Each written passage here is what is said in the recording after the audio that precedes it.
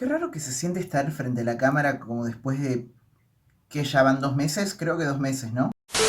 Hola de nuevo, bienvenidos a este canal. Mi nombre es Antonio, por si no lo sabían, este canal se llama Cataeco. Bienvenidos al primer video después de casi 5 años. Ya tengo esposa, hijos, una casa en la colina. No, mentira, todavía no tengo nada de eso, ni siquiera terminé de armar la cama esta mañana. Antes que nada, para no perder las buenas costumbres, les quiero recordar que también tengo una página de Facebook. Ahí subo contenido mucho más seguido que acá porque me permite hacer directos y los directos son como más fáciles de hacer. En fin, síganme ahí, también en mi Instagram, donde suelo subir alguna imagen divertida de tanto en tanto, una vez cada 200 siglos. Y también únanse al grupo de Cruzada del Escapulario Verde. Es un grupo católico donde se habla un poco de vida de los santos, también un poco sobre las advocaciones marianas. Se hace también difusión sobre el tema del escapulario verde. Y bueno, basta de chácharas, ¿podemos poner la intro, señor director?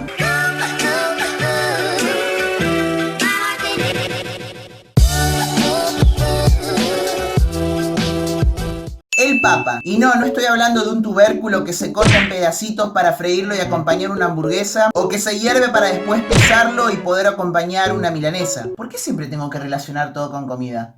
Tengo un problema. Estoy hablando de el Sumo Pontífice, el Santo Padre, el Obispo de Roma, el Vicario de Cristo, el sucesor del Apóstol San Pedro, porque precisamente el nombre Papa, según la tradición, es un acrónimo de Petri Apostoli Potestates Accipiens. Mi pronunciación en latín es cada día peor. Que sería algo así como el acreedor de la potestad del Apóstol San Pedro. Es decir, es aquel que recibe de Cristo la autoridad para gobernar la iglesia. Autoridad que Pedro recibió de Cristo mismo. ¿Cómo lo leemos? Por ejemplo, en el Evangelio según San Mateo. Hubo un total en la historia de 266 papas, de los cuales Francisco es el último. Y también hubo unos cuantos antipapas, pero justo hoy no voy a tocar ese tema porque es muy largo y muy escabroso y tengo que dar muchas definiciones doctrinales, bla bla bla. Otro día, ¿les parece? Otro día. Like si quieren eso. El Papa, como ya mencioné antes, es el vicario de Cristo en la tierra. Esto quiere decir que el Papa representa a Cristo y se encarga de cuidar y custodiar su iglesia hasta el día en que él vuelva. Los hay buenos, los hay malos y los hay que pasan sin pena ni gloria. Ni todos los papas son santos,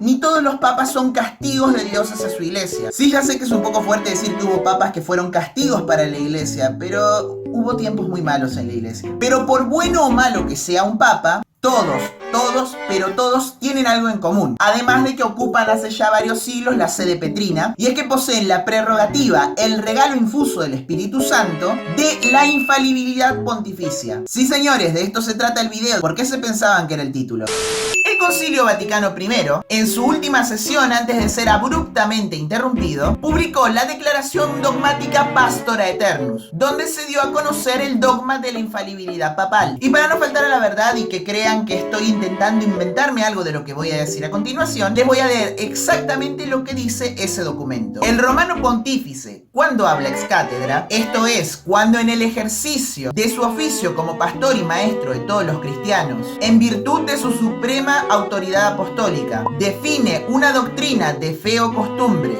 como que debe ser sostenida por toda la iglesia, posee por la asistencia divina que le fue prometida en el bienaventurado apóstol Pedro, aquella infalibilidad de la que el divino Redentor quiso que gozara su iglesia, en la definición de la doctrina de fe y costumbres. Por esto, dichas definiciones del Romano Pontífice son en sí mismas, y no por el consentimiento de la iglesia, irreformables. Como podemos leer con claridad, la infalibilidad papal requiere 1. Que el Papa hable ex cátedra, es decir, en calidad de maestro y pastor universal. Es decir, que cuando el Papa habla de su opinión personal, incluso cuando publica un libro o hace una declaración pública, si lo hace a título personal, no goza de infalibilidad. Es decir, que se puede equivocar. 2. Que tiene que estar hablando de materia de fe y moral. Es decir, en cualquier otro tema que no implique de manera directa la fe o las costumbres de la iglesia, como puede ser la política exterior, temas científicos, biología, medicina, etc., el Papa puede estarse equivocando. Y 3. Que tiene que estarse dirigiendo a la iglesia universal. Esto quiere decir que en los documentos, libros, escritos, cartas y homilías en las que el Papa se refiere a un grupo específico de gente y no a la iglesia iglesia en su conjunto, por más numeroso que sea este grupo de personas, no está contemplada la infalibilidad papal, es decir, que puede equivocarse también ahí. Y para que no me digan que siempre me quedo atrás en los concilios y que nunca tomo en cuenta el Concilio Vaticano, acá va una cita de Lumen Gentium del Concilio Vaticano II. El romano pontífice, cabeza del colegio episcopal, goza de esta misma infalibilidad en razón de su oficio cuando, como supremo pastor y doctor de todos los fieles, que confirma en la fe a sus hermanos, proclama de una forma definitiva la doctrina de fe y costumbres. Por esto se afirma, y con razón, que sus definiciones son irreformables por sí mismas y no por el consentimiento de la Iglesia, por haber sido proclamadas bajo la asistencia del Espíritu Santo. Esto nos aporta dos datos más. 4. Que es necesario que el Papa diga de manera explícita que está proclamando una doctrina de forma definitiva, es decir, que si el Papa no aclara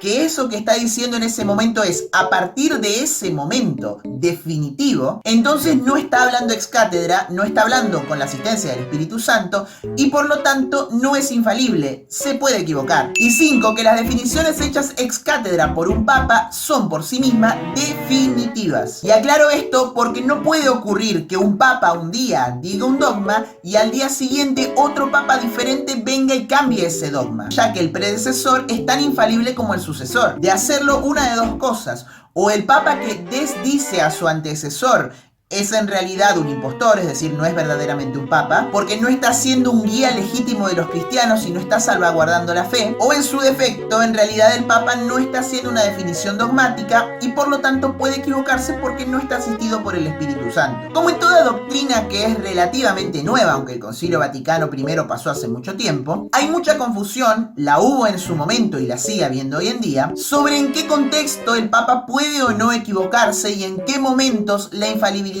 papal está activa, digamos. Para que se vea más claro esto, desde que Pío XII proclamó el dogma de la Asunción, ningún otro papa ha dado nunca una declaración dogmática. Es decir, ningún papa ha hablado ex cátedra para hacer un cambio sustancial en la fe. Ni Pablo VI, ni Juan XXIII, ni Juan Pablo I, ni Juan Pablo II, ni Benedicto XVI, ni tampoco lo ha hecho Francisco. Ninguno de los anteriores ha proclamado de manera solemne, universal, definitiva y dogmática nada jamás. ¿Puede el Papa equivocarse en una homilía? Sí, puede. ¿Puede equivocarse en una carta que está dirigiendo a sus amigos o a su familia?